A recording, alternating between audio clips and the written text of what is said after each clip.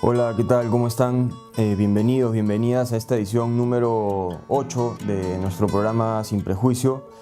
Esta es una edición especial, contamos con la presencia del profesor Joel Segura, que está a cargo de uno de los horarios de modelos de abogado y también de curso de Derecho Procesal Penal acá en nuestra facultad. Para mí es un honor, un orgullo tener este espacio con Joel, que ya nos irá contando de su experiencia muy cercana a lo público, a combatir la corrupción, a temas que hoy en día además parecen ser especialmente relevantes, ¿no? ¿Qué tal, Joel? ¿Cómo estás? La verdad, con gusto poder compartir algunos años de experiencia y la percepción, como tú dices, de lo que está ocurriendo en la actualidad. También estar pensando no solo en la formación de los alumnos, sino también en el destino del país, ¿no? Hacia dónde estamos yendo, ¿no? De acuerdo. Ya llegaremos a eso, seguro, pero volvamos un poco en el tiempo y quería preguntarte cómo tú defines tu vocación por el derecho, o bueno, más que eso quizá, cómo decides entrar, ¿no? a la universidad y cuándo empiezas a decidirte por derecho, ¿no? Mi historia por la justicia empezó en el colegio, en verdad, ¿no? Los debates académicos, si bien cierto, no era muy recurrente en el colegio, pero me impactaba, me impresionaba, y lo más cercano a un debate académico en términos de profesión tenemos al abogado. En mi familia soy el primer abogado, no he tenido un referente familiar para ser abogado. Más bien la familia quería que sea médico, una cosa así, ¿no? Por el lado de la ciencia, que también era muy bueno en biología, en temas de ciencia. Y en la universidad se afirmó mucho más la vocación porque en el sentido general pareciera ser que uno descubre el motivo de escoger una carrera en virtud de que te hace feliz, ¿no? Y a mí me complacía mucho meterme en materias tan fuertes y tan simples a la vez de manejar, y tratar de entender toda la estructura de la sociedad, tratar de ver cómo funciona y en alguna medida de entender los roles en el que uno se desempeña. Y creo que la vocación de abogado y por el servicio público ha sido muy fuerte desde pequeño, ¿no? Tal vez por la conversación que tenía en casa con el abuelo, que el abuelo era muy conversador en las cenas o en los desayunos o en el almuerzo, y estaba muy implicado la preocupación por el país, ¿no? El abuelo hacía comentarios que pasaba por acá, que pasaba por allá. Entonces eso creo que uno le va marcando de qué es lo que y por qué conversa, ¿no? Porque hay interés de hablar del país, si está yendo bien o mal, si algunas personas están haciendo bien las cosas o no están haciendo bien las cosas. Entonces uno, cuando empieza a mirar ese camino, entonces dices, bueno, yo creo que podemos tener un rol, ¿no? Entonces yo creo que por ahí desde pequeño se fue formando, y conforme uno va entrando y conociendo, va encontrando la vocación y el gusto, ¿no? Y esto que me comentas, cuando entraste a letras, me imagino que se vio quizá avivado, ¿no? Porque en letras pues hay también en algunos cursos una conciencia del país. Sí, bastante, y que los de letras, claro, hay un prejuicio ahí, ¿no? Por ejemplo, letras y números como que no está muy relacionado. Y yo creo que está relacionado, ¿eh? Por ejemplo, ahora se habla mucho en términos de corrupción. Se habla, por ejemplo, del análisis económico, y el análisis económico o la economía como ciencia es, bueno, no es de letras, es de números. Y incluso en términos probatorios, hablando de la ciencia probatoria en sí, hay muchas teorías que tratan de explicar matemáticamente la probabilidad del valor de un hecho. Entonces yo creo que si un chico que está estudiando Derecho empieza a separar las letras, o sea, la ciencia y las matemáticas, hay un error. Están muy unidas, y el que es bueno en matemáticas puede ser muy bueno en letras también. Así que no deben descartar eso, ¿no? Claro. Entonces esa experiencia sí muy buena, ¿no? Asentar, como tú dices, el gusto por conocer más, ¿no? Claro. ¿Y qué recuerdas de letras? ¿Seguiste el curso no sé si había curso de Derecho? ¿Cómo ya en letras dudaste sobre tu vocación o la afianzaste? En letras el curso que más me gustaba creo que era filosofía. ¿Ya? Filosofía, un poco de ciencia política, ¿no? La historia en general, ¿no? El colegio también ha ido formando mucho el interés en historia, ¿no? El curso de historia, por ejemplo, en el colegio yo no necesitaba estudiarlo. O sea, había una motivación tan fuerte en la fijación de los conceptos que fechas, números, me las sabía y no tenía que repasar para el examen y sacaba muy buenas notas. Entonces, y ahora cuando uno es docente, analiza qué es lo que, o sea, cuál es el elemento que fija el concepto en un ser humano, en cualquier persona, y creo que la clave es la motivación, ¿no? Desde la ciencia entiendo qué es lo que pasaba conmigo, ¿no? Entonces, Claro. hay cosas que no necesitas, tienes mucha habilidad para eso y yo creo que por ahí va la línea de encontrar la vocación. Claro. Entonces, ¿qué se te hace más fácil? Y eso tiene que ver mucho con la aptitud que tienes y el interés que tiene tu interior, ¿no? Qué importante eso, ¿no? La motivación como aquello que hace que uno comprenda más aquello que le motiva, digamos, ¿no? Versus de repente cuando tienes que comprender, pero pensando más no en que te nace de dentro, sino en la evaluación o en algo así más exterior, quizá cuesta más que las cosas se fijen naturalmente, quizá, ¿no? Claro, además la motivación por conocer algo implica también despertar el espíritu investigador, ¿no? Entonces, hurgar y seguir buscando y tratar de encontrar la razón y el descubrir de por qué surgió esto, qué caminos tuvieron, qué problemas hay. Y de ahí la vocación creo que se une muy fuerte a una labor que cumple la universidad, que es investigar, ¿no? Entonces, yo creo que el universitario, en sentido general, debe tener un espíritu muy investigador, porque es el enganche entre la sociedad que está en su rol muy ajeno, está el profesional que desarrolla ya la aptitud o la vocación encontrada o no encontrada también, pero que domina una ciencia, y el espacio intermedio es el universitario que procesa la realidad, investiga. Yo creo que aviva mucho el tema de la creatividad, ¿no? que es lo que hay que investigar. Entonces la vocación también está ligada mucho al descubrir, a esa búsqueda, ¿no? Entonces yo creo que como recomendación, ¿no? Diríamos que por ahí hay que buscar qué nos gusta para ir seguir hurgando y encontrar tu espacio, ¿no? Porque yo creo que también en este tiempo lo que hay que buscar como profesional es el espacio donde tú tienes que desarrollarte, ¿no? No un espacio grande, sino uno donde no solo tengas comodidad, sino tengas aptitud y una habilidad natural para que eso te fluya. Nos has contado de tu gusto por la historia, de las conversaciones con tu abuelo sobre la realidad nacional y los problemas, la filosofía también. Y yo pensaba, un poco también pensando en mi propia experiencia como estudiante, al entrar a Derecho, no sé si sentiste que esos gustos se veían avivados en las aulas de Derecho, ¿no? Porque a veces Derecho no necesariamente se habla mucho de la historia, no necesariamente se habla mucho, bueno, ahora creo que ha ido cambiando, pero de la realidad, ¿no? O sea, uno puede ir muy rápido al texto de la ley, ¿no? Sí. No sé cómo viviste ese ingreso a Derecho, ¿no? Es cierto, cada curso en verdad es su mundo, ¿no? Entonces cada curso yo creo que debería siempre enganchar con un tema mucho más macro.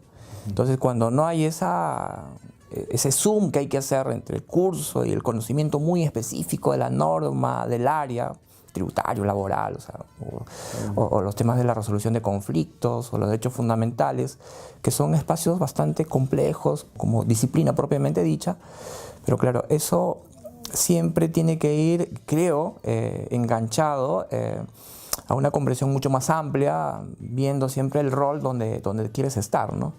Entonces, en mí ha avivado mucho cursos interesantes como la vocación de encontrar por el derecho penal, ¿no? A mí el derecho penal, la verdad yo no pensaba ser penalista, pero claro, siempre un profesor marca tu historia, hace un giro en tu motivación en la universidad. Un profesor a veces va a contar su expectativa porque se siente motivado, porque le gusta.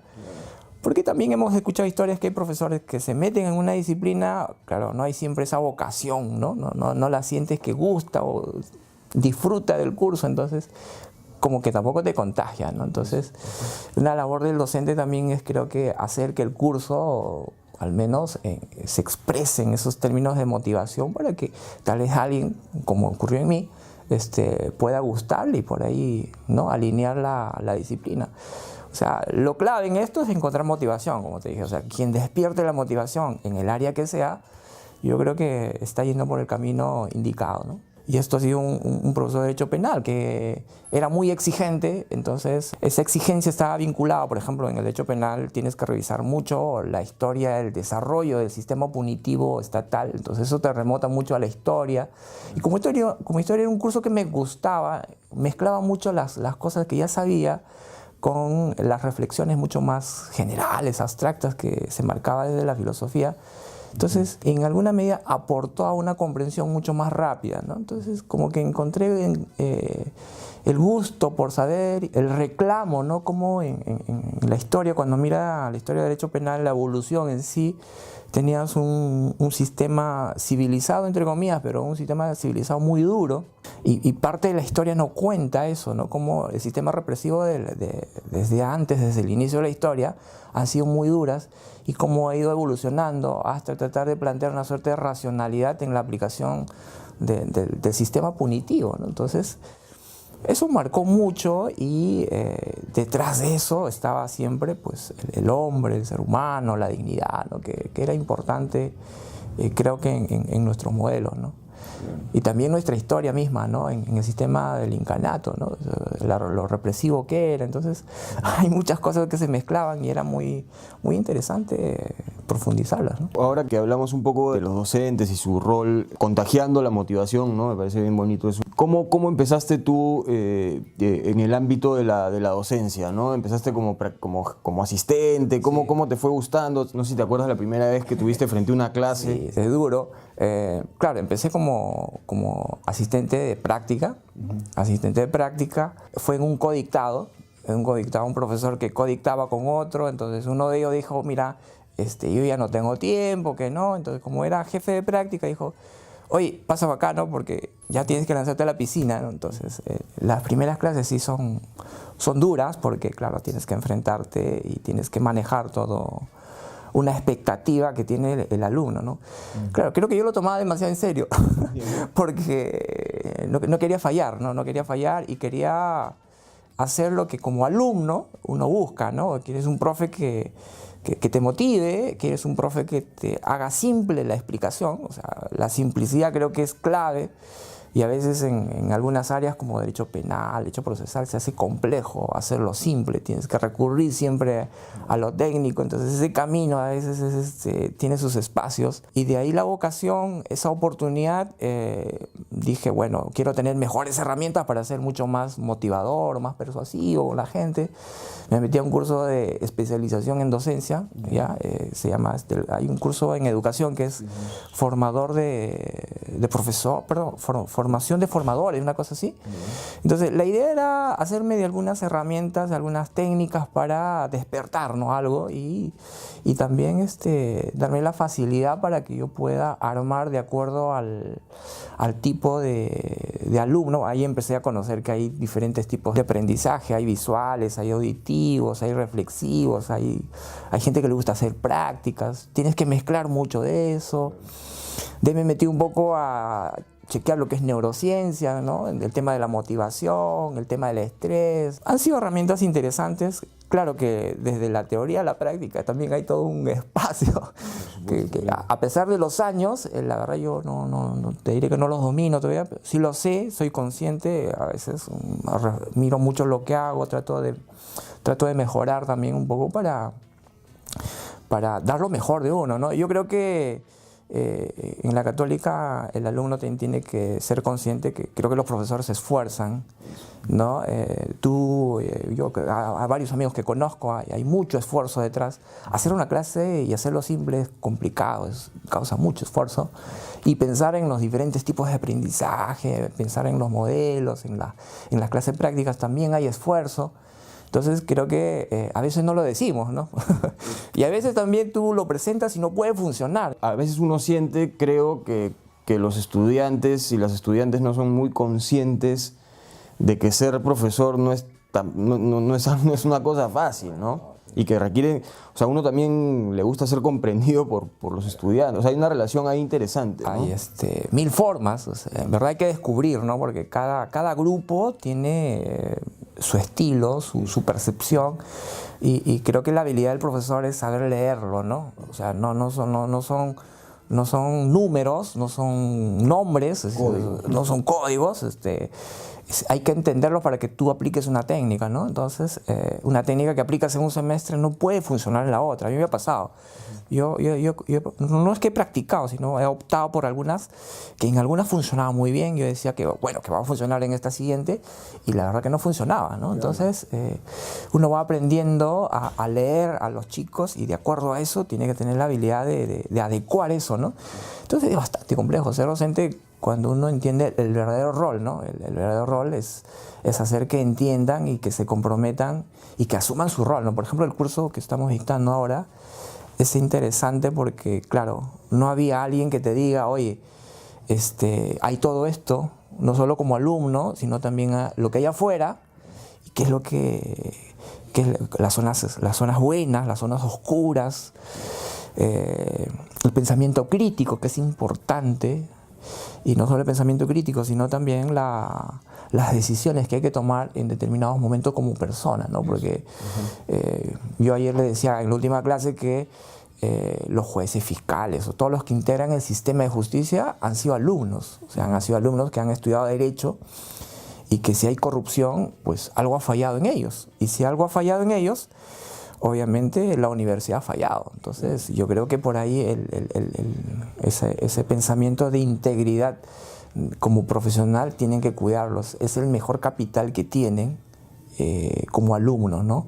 Y si eso lo afirman como alumnos, están afirmando también lo que trae de por sí la universidad, ¿no? Como idea, como concepto, ¿no? Pensaba ahora sobre la actividad modelos de abogado, ¿no? que estamos dictando. Y pensaba un poco también en tu experiencia, ¿no? En el ámbito de derecho penal, en el ámbito público, trabajando ¿no? en el Poder Judicial. Si nos puedes contar un poco de eso, porque creo que es un buen ejemplo, ¿no? De una práctica comprometida justamente con lo que decías en un inicio que conversabas con tu abuelo, digamos, ¿no? O sea, con el país, ¿no? Con la profesión. Sí, aquí hay que diferenciar dos cosas, ¿no? Por ejemplo, ¿qué es lo que finalmente quieres de ti como persona, ¿no? ¿Qué es lo que queremos ser finalmente, o cómo quieres ser recordado, ¿no? Por ejemplo, hay una frase que mi abuelo siempre marcaba, ¿no? Hijo, te podrán decir de lo que sea, pero jamás permitas que te digan que eres un delincuente, que eres un ladrón, que eres un corrupto, incluso que eres un mentiroso, ¿no? Entonces, esa frase mentiroso, por ejemplo, marca mucho en el tema de integridad, ¿no? Entonces, la mayoría de gente miente, entonces, y también cuando se le pregunta a veces qué tan íntegros son, estas mismas personas que mienten te dicen, yo soy íntegro. Entonces, hay una disociación entre mentir, integridad, que hay que afinar, ¿no? Que hay que afinar, y sobre esa base, mi experiencia en el Poder Judicial ha sido mucho más cómoda. Porque le agradezco a Dios, porque soy muy creyente, que creo que me ha puesto algunas personas claves en mi vida, ¿no? Por ejemplo, mi formación de adolescente tenía como amigo a un sacerdote, un padre alemán, el padre Jan. En la universidad, ¿verdad?, no tenía un apego mucho a alguien, pero ya en la formación profesional sí conocí a una excelentísima persona, que es un juez supremo. Sin quererlo, él ha enseñado mucho en mi vida, en el término de integridad, en el tema de compromiso con lo que hace, ¿no? O sea, bueno, yo lo considero que es uno de los académicos mejor formados de nuestro país en el campo que se desarrolla. Es un tipo que se entrega al trabajo 24 horas, o sea, es increíble, ¿eh? Es un tipo que busca dar lo mejor cada día, o sea, no se conforma con lo que consiguió ayer. Por ejemplo, ayer sacó una buenísima decisión bien analizada y se quedó ahí, sino que sigue trabajando y yo decía, pues ¿de dónde saca tanta energía, no? Y yo me quedé a trabajar bastantes años con él para aprender, ¿no? Para aprender su razonamiento, para mirar y aprender, porque, claro, en el trabajo tampoco estás diciendo, oye, enséñame, ¿no? Sino lo que hay que aprender es mirar y aprender, ¿no? A procesar esa información, y creo que eso ha sido un poco mi experiencia ahí, de las más gratas, ¿eh? Yo Creo que el camino que tomé y conocerlo a él ha sido de lo mejor que ha pasado en mi vida. De ahí he tenido la oportunidad no solo de analizar casos, porque yo empecé después de abogado, estuve un tiempo en un estudio jurídico, buena experiencia también, pero las lógicas son totalmente distintas, es muy competitivo, pero competitivo en un sentido creo que individualista, me parece, puedo equivocarme. Pero eso trasladado al ámbito público, el tema, el espíritu competitivo que tiene, por ejemplo, tu jefe, no es personal, sino tiene un efecto mucho más grande, y creo que sí eso puede marcar la diferencia, y creo que en nuestro país muchas de estas personas en el transcurso de la historia han marcado la diferencia por esa forma de ser, ¿no? Creo que eso es clave, de que cada chico pueda pensar que puede ser la diferencia en algún momento de la historia. Tal vez no sea el momento, tal vez recién va a llegar, o más adelante, o al final, pero siempre todos tienen su oportunidad para dar el giro y decir, oye, no es por la derecha, es por la izquierda o es por el centro, tendrá que tomar su decisión, pero eso lo tiene que hacer pensando en cómo quiere ser recordado uno. Entonces, eso es mi experiencia como abogado, y de ahí tuve una experiencia también en gestión muy buena, ¿no? Porque parte del sistema de justicia no solo es decisión, sino también es gestión. El tema de gestión es otro mundo, pero va en la lógica también de que tiene que ser rápido, bueno, y tiene que ser comprometido con la ciudadanía, que eso también aprendí de manera muy rápida, porque, claro, estando afuera has sufrido mucho, y estando adentro tienes que tratar de arreglar las cosas para que esto funcione. Y algo que aprendí también es que todo el esfuerzo que puedes hacer no puedes cambiar el sistema. Es como un elefante inmenso que quieres que doble para la derecha y no va a doblar en el tiempo que tú quieras, y si doblas va a ser un giro tan tenue que no se va a notar que giró, ¿no? Entonces, y de ahí, como las gestiones son muy cortas, viene alguien y dice, no me gusta ese camino, hay que volver el otro camino. Entonces, como que así es el tema, y de ahí mi experiencia en el tema de corrupción, que también ha sido, creo que uno de los retos más importantes como profesional. Yo ingresé a invitación de una persona que no conocía. Yo ingresé al ámbito de la corrupción sin conocer a nadie de los que estaba trabajando en el sistema de corrupción. O sea, en el ejecutivo no conocía a nadie. Alguien me invita porque, bueno, en algunas conferencias que daba por temas de corrupción, creo que le gustó lo que decía o cómo pensaba, y quiso jalarme al equipo y fortalecer al equipo. Creo que eso es una buena lógica, ¿no? De armar equipos en el sentido de la fortaleza y de lo que puedan aportar al equipo.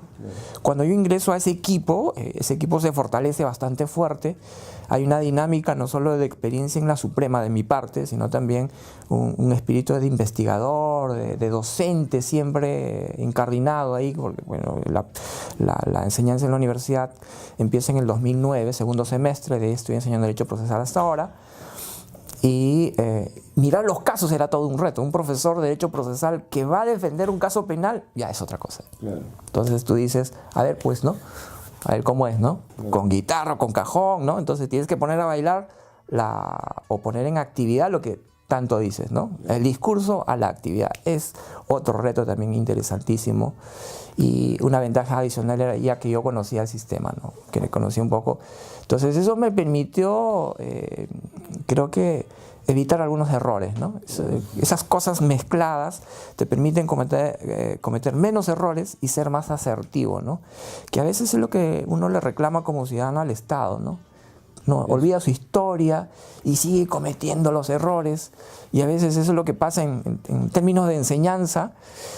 Hay periodos, esos periodos se cortan, se pierde todo ese aprendizaje, entra un nuevo grupo, empieza de nuevo, empieza de cero, y estamos en ese círculo vicioso de no avanza. No sé, creo que por ahí deberíamos mejorar en un tema de gestión esta idea de continuidad, de hacer que el sistema burocrático técnico tenga un espacio de solidez y de buenos incentivos, porque eso tampoco es lo que no hay. Claro.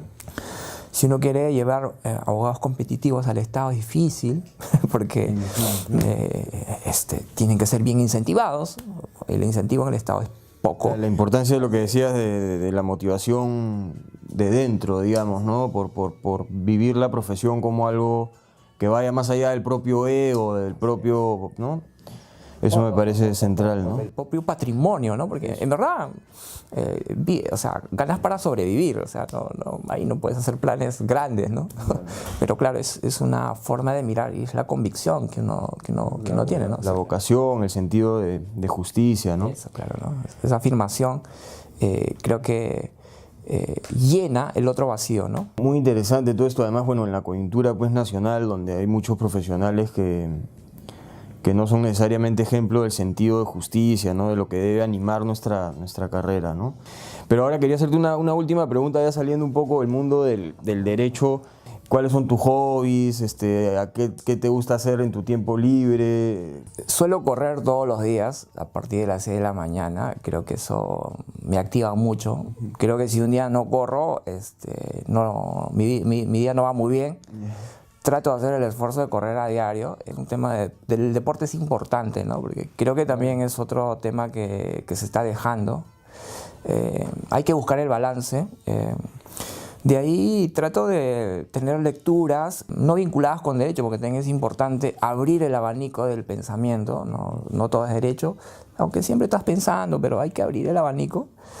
Me gusta ir al cine en los espacios. Bueno, trato de hacer grupo de amigos, compartir 1 o 2 veces al mes.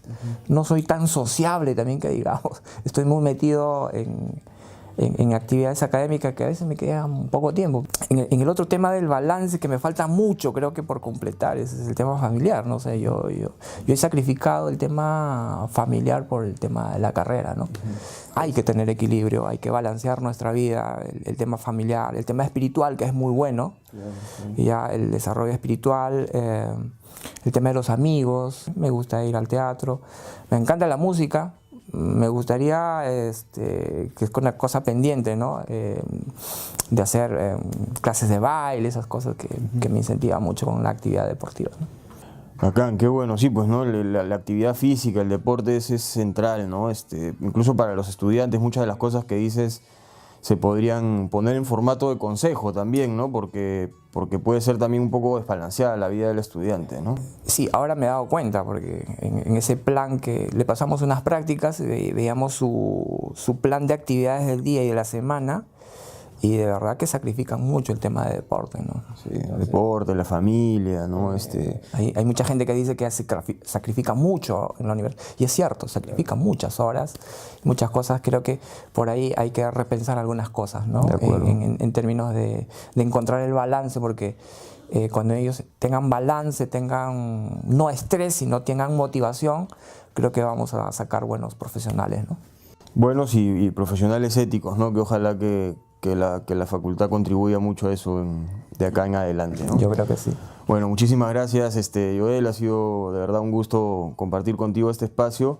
Estoy seguro que los alumnos, las alumnas, bueno, los profesores también quisieran conocer un poco más, pero ya por el tiempo tenemos que dejarlo acá hasta una siguiente oportunidad. Gracias. Gracias a ti.